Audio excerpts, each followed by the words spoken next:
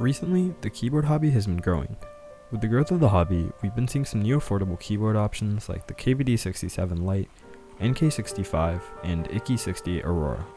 I'm Sviz, and today we're going to be taking a look at another solid budget competitor. The Portico is a 65% gasket mounted keyboard by the Key.co. We're greeted by the carrying case of the board first. It's pretty standard, feels nice, and looks nice. Depending on what color you get for the keyboard itself, the case will match it, and I think that's pretty neat. Taking a look at the contents, first up we have some extra hardware like more screws, standoffs, and spare case feet. Then we have the board itself sitting nice and comfy. So when lifting up the board from the carrying case, I noticed the board had quite a bit of rattle. So it turns out these screws and the standoffs just came off completely. And after looking into it, a ton of people had the same issue, which is really unfortunate. This is an entry-level keyboard, and to see that happen out of the box is just a tad disappointing. Taking a look at the back of the board itself, I don't like the design choice on the badge, and art is subjective, so that's of course my opinion. Also, make sure to remove the thin film layer on the badge later. Next up, we have the included coiled cable. I like this one slightly more in comparison to the one included with the KVD67 Lite, but I still don't really like it, so I'll be using my own USB-C cable. The included stabilizers for this board are the C3 equals screw-in stabilizers. Another nice touch from the Key company is the color of the stabilizers depends on what board you choose. This is my first time using C3 equals stabilizers as well.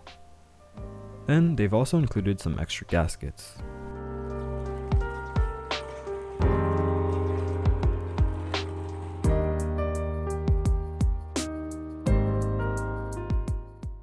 The board itself looks and feels pretty nice to touch, but you do want to double check for those loose standoffs.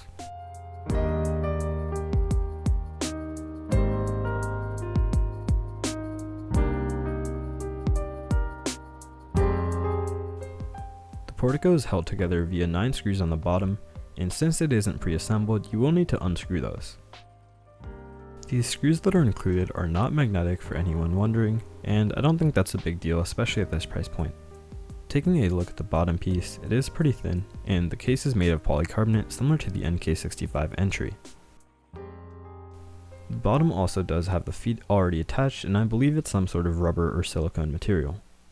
I'm not very fond of the back badge, it feels kind of cheap, and like I said, I just don't like the design with the Portico icon and TKC logo.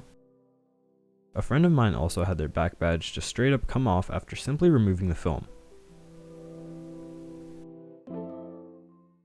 The Portico uses a silicone damping pad as opposed to foam. I think this is great.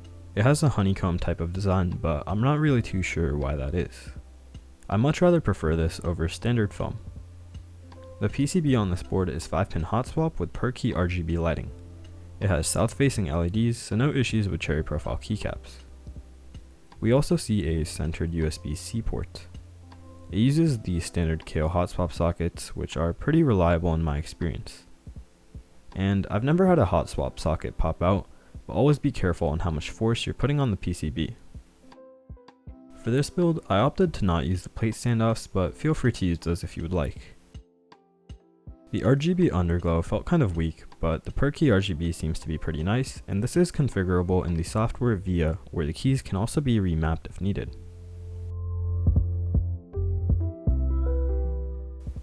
Inside the stabilizer pack, we have the wires, washers for screws, damping pads, the housings, the stems, as well as the screws. I'll lube these stabilizers with Krytox 205G0 and Super Lube grease for the wires. I typically use Durock V2 screw-ins on all my builds since they're very consistent and have no wire popping really. But the C3 stabs were a pleasant surprise as they sound and feel pretty good. I like how the PCB is hot swap since it just saves so much time and it's way more beginner friendly. Included is also this felt dampener between the PCB and the plate. It's a tad rough, but it gets the job done just fine. I used it my first time around building the board, but I didn't use it the second time. What makes this board stand out at the price point is the mounting style. It is gasket mounted on an FR4 plate, which is supposed to provide a softer and more consistent typing experience. I hope in the future they release the plate files so you can get your own custom cut plates. You do not need to apply gaskets yourself since they're already on the plate as well. We can also see the top piece has inserts for the screws. This is to prevent the polycarbonate from cracking. If you remove the plate from the top like I did, just make sure the gaskets are nice and snug when you put it back in. This is more of a true kind of gasket mount, which we also see on the IKI 68 Aurora, but not on the KBD 67 Lite.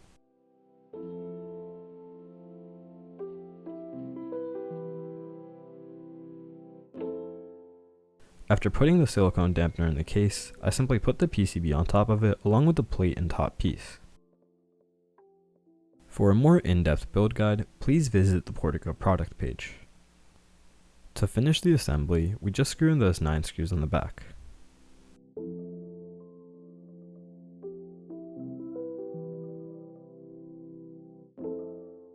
Since this board is clear and has some nice RGB, I decided to use these Everglide Water Kings that I did a review on.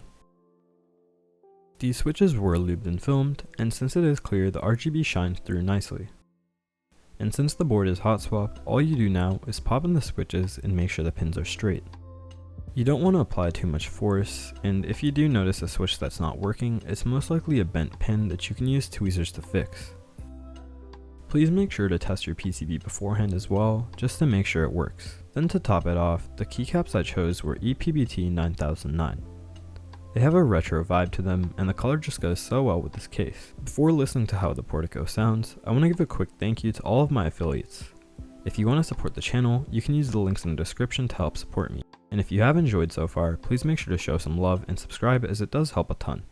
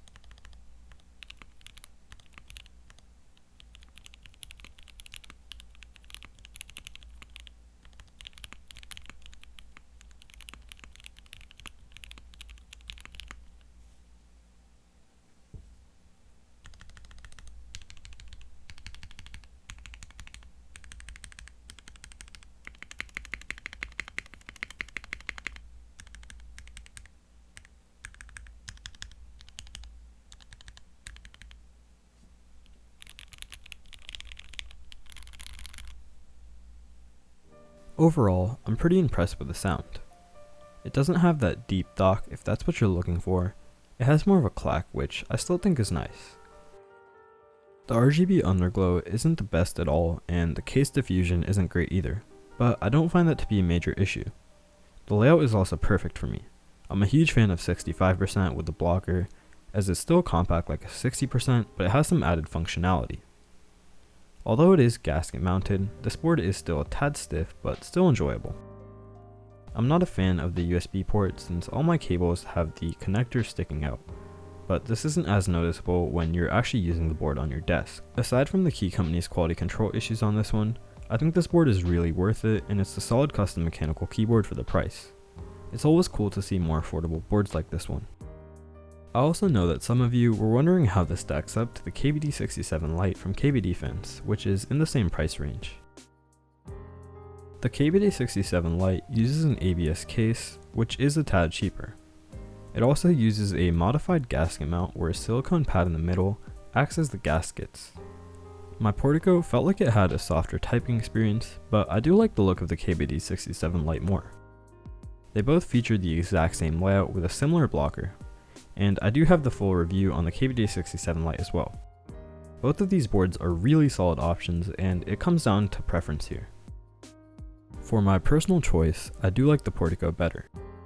If you're interested in hearing a direct comparison in sound, I have a video on the KBD67 Lite with these exact switches.